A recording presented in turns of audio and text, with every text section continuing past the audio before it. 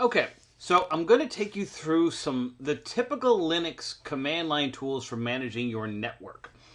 And I'm not going to go in and explain the details of networking. You should know that to understand this. So if you haven't taken the COSN-10 class, there should be a list of supplemental kind of networking materials. And really what I'm focusing on now is kind of one, what are the main tools that you use, and two, how those relate to the Windows tools that you've used in the past, and three, how they relate to the new tool, which is IP.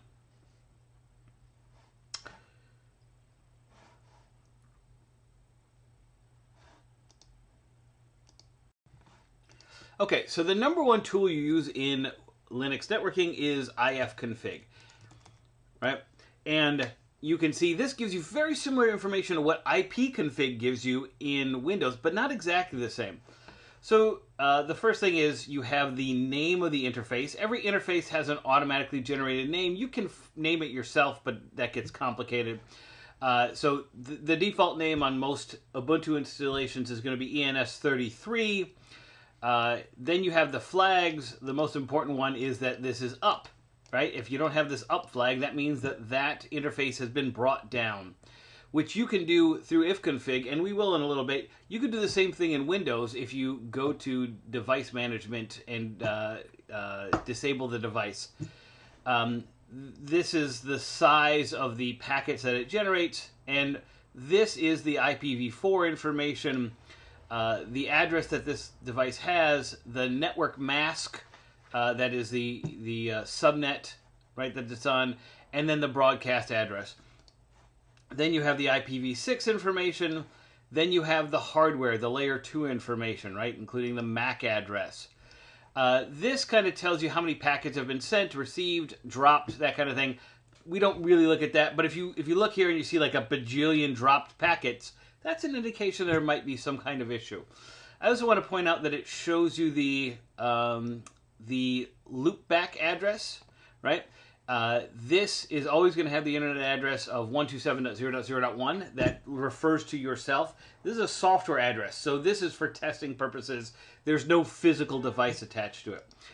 I can, using ifconfig, I can bring this device down. So if I do sudo, because it's a root level command, ifconfig ENS33. So it's always ifconfig and then the particular interface I'm referring to. And if I do down, capital P at SSW0RD.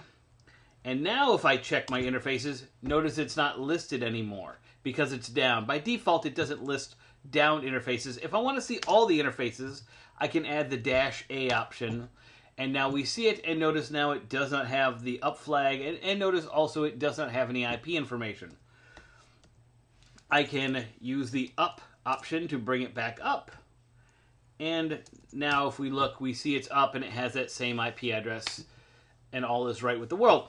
Now, I can bring it back down. Or excuse me, I can manually assign an IP address using ifconfig. Sudo ifconfig. Again, the interface is ENS33. Then whatever address I want to give it, 192.168.1.1. And then I have to specify the net mask 255.255.255.0. And now if I check with ifconfig, we can see that my IPv4 address has been changed, right? The thing is, now that I've done this, if I do ping 8.8.8.8, right, which is Google's public DNS, it's kind of the North Star of the internet, we see that's unreachable because I've totally blown up my networking IPv4 settings. The correct way to assign an IP address nowadays is through DH client. So I can forcefully do it like that, but if I do that, then I have to know what network I'm on. I'm also going to have to set the domain name server and all that other information. So everything kind of, I have to change the routes. Everything gets kind of blown up. This, you might use it for testing purposes, or if you're setting up a server, or You know, if you're setting up like Docker containers and they're only talking to each other, then manually setting the IP address makes sense. And you'll do that in your lab because in our lab environment, we don't have a DHCP server, right? But more commonly, we would use DH client to tell this computer, hey, I want to be the client of a DHCP server. So you would do sudo DH client and then the name of the interface. And now it's given me an error, and I think it's given me an error because it has an IP address assigned to it. So let me go ahead and wipe out the IP address that's currently assigned to it. Sudo ifconfig ens33, and I'm going to assign it the IP address of 0.0.0.0. And now if I check, we see that, we see it still has that. We see it reverted back to the DH client information. And if I look in var lib dhcp, you see there is a DH client lease there. So if I was going to run DH client again, I'd probably have to delete that. But that is where my computer is getting that IP address. And if I was to test ping 8.8.8.8, now you see I'm getting results back. So again, ifconfig shows me the interface information, which does include IP information and the MAC address information. It can be used to forcefully set an IP address. It can be used to bring the interface down or up. However, we should not set the IP address there unless we're doing it for testing purposes. We will probably be using DH client, which will set up a DHCP lease in order to give an IP address. Now that is the way that I learned how to configure IP interfaces in Linux, and that stuff is still there, but they've taken all of these different networking tools and they've put them under one tool called IP, right? If we do man IP, we can see all of the options for IP, you know, and it does make more sense to have everything under one command. So ifconfig will list the devices. I can do the same thing with IP by doing IP address show, right? And we can see the loopback and the loopback's, you know, address, and we can see ENS33, and we can see its address and its broadcast. So all the same information is there. It's formatted a little bit differently, and I don't see the MAC address. For that, I would do IP link show. And this is showing me the MAC address information. There's no MAC address for the loopback. And there is the MAC address we saw before for the ENS33. I can also bring it down. So whereas before, if I would do sudo ifconfig ENS33 down to bring it down. And if I check my link status, you can see that it's down right here. And IP has a similar set of commands. So if I do IP sudo IP link set ENS33 up. Now if I look, we can see that it is up. And if I do ifconfig, we see that it is up there as well. Right? So again, all of the commands that you could do with ifconfig can be done with IP and a whole lot more.